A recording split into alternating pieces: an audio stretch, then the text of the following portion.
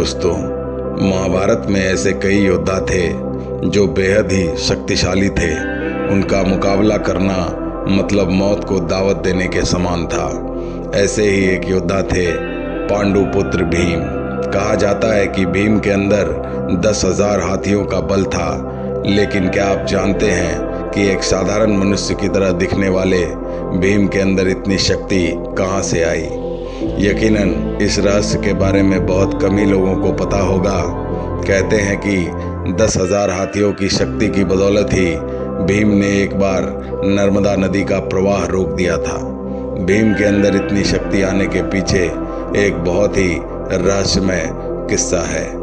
दोस्तों, कहानी में आगे बढ़ने से पहले हमारे चैनल इटर्नल एक्सटेसी में एक बार फिर से आप सभी का बहुत बहुत स्वागत है। अगर आपने अभी तक हमारा चैनल सब्सक्राइब नहीं किया है तो कृपया इसे सब्सक्राइब करें। अगर आपको हमारा आज का ये वीडियो पसंद आता है तो लाइक और शेयर ज़रूर करें। साथ ही आपकी प्रतिक्रिया कमेंट सेक्शन में ज़रूर दें। हस्तिनापुर के राजा पांडु के 5 पुत्र थे जिन्हें हम सब पांडव के नाम से जानते हैं। ये पांचों पांडव वैसे तो पांडु के पुत्र कहे जाते हैं, लेकिन वास्तव में यह 5 अलग अलग देवताओं के पुत्र थे। युधिष्ठिर भगवान धर्मराज के पुत्र थे, अर्जुन देवराज इंद्र के पुत्र थे और नकुल सहदेव के पिता अश्विनी कुमार थे। तो वहीं गदाधारी भीम वायुदेव के पुत्र थे। बचपन से ही भीम काफ़ी शक्तिशाली थे। कहते हैं कि भीम जब 3-4 महीने के ही थे तो एक दिन माता कुंती बालक भीम को गोद में लेकर आश्रम में ही पांडु के साथ बैठी थी कि इतने में आश्रम के नज़दीक एक बाघ आते हुए दिखा, जिसे देख माता कुंती काफ़ी भयभीत हो गई थी और डर के मारे उठ खड़ी हुई। उन्हें इस बात का ध्यान ही नहीं रहा कि उनकी गोद में एक बालक भीम है, जिस कारण भीम कुंती की गोद से नीचे गिर गए और एक चट्टान पर जा गिरे। चट्टान पर गिरने के बाद भी बालक भीम को कुछ नहीं हुआ, लेकिन वह चट्टान कई टुकड़ों में टूट गया। इसे देख राजा पांडु और माता कुंती को बहुत आश्चर्य हुआ। वैसे आप सब यह तो जानते ही होंगे कि राजा पांडु को किंदव ऋषि ने श्राप दिया था। दरअसल बात उस वक्त की है जब राजा पांडु शिकार खेलने किसी वन में गए हुए थे। जिस वन में राजा पांडु शिकार खेल रहे थे, उसी वन में किंदव ऋषि अपनी पत्नी के साथ हिरण योनि में मैथुन क्रिया कर रहे थे। राजा पांडु को इस बात का एहसास नहीं था। शिकार के लिए जैसे ही उन्होंने तीर चलाया, वह तीर सीधे किंदव ऋषि को लग गया, जिसकी वजह से ऋषि की मौत हो गई। लेकिन मृत्यु से पहले ऋषि किंदव ने राजा पांडु को यह श्राप दे दिया कि जिस अवस्था में तुमने मुझे मारा है, उसी अवस्था में जब तुम भी रहोगे तो तुम्हारी मृत्यु हो जाएगी। जिसके बाद उदास और चिंतित राजा पांडु अपने महल गए और ऋषि के श्राप के कारण राजा पांडु ने अपने नेत्रहीन भाई धृतराष्ट्र को हस्तिनापुर की गद्दी सौंप दी और खुद संन्यास ले लिया। संन्यास लेकर जब राजा पांडु आश्रम जा रहे थे तो उनकी 2 पत्नियां कुंती और माद्री भी उनके साथ चली गई। कहते हैं एक दिन राजा पांडु के मन में काम वासना जाग उठी और उन्होंने अपनी पत्नी माद्री के मना करने के बाद भी सहवास किया और फिर किंदव ऋषि के श्राप के कारण उनकी मृत्यु हो गई। जब माद्री भी अपने पति के साथ चिता पर सती हो गई, इसके बाद कुंती अपने 5 पुत्रों को लेकर हस्तिनापुर चली गईं।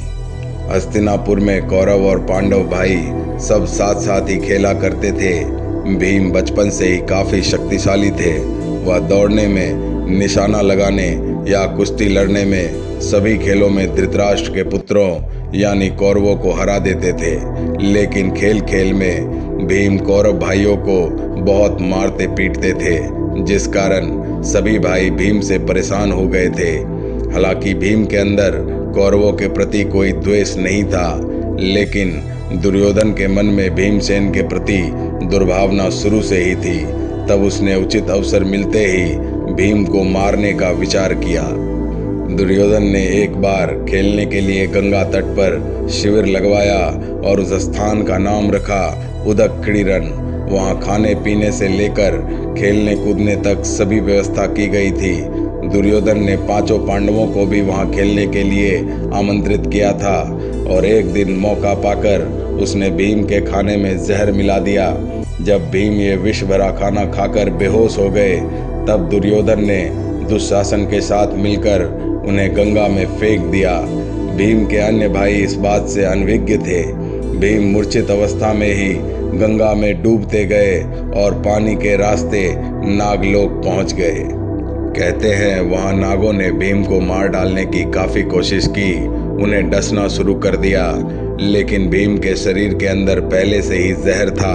नागों के इस प्रकार डसने से भीम के जहर का असर खत्म हो गया और भीम को होश आ गया। जैसे ही भीम को होश आया उसने अपने चारों ओर नागों को देख सबको मारना शुरू कर दिया।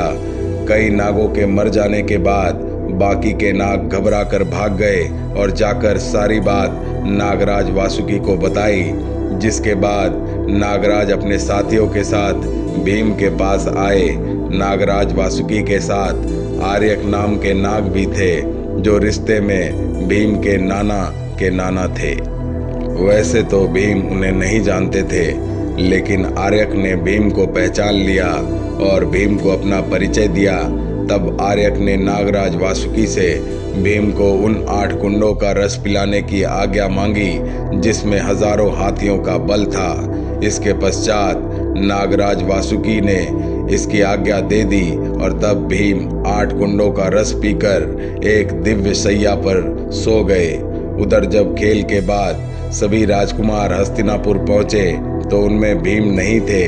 विदुर चिंतित हो गए और उन्होंने भीम की खोज करनी शुरू कर दी।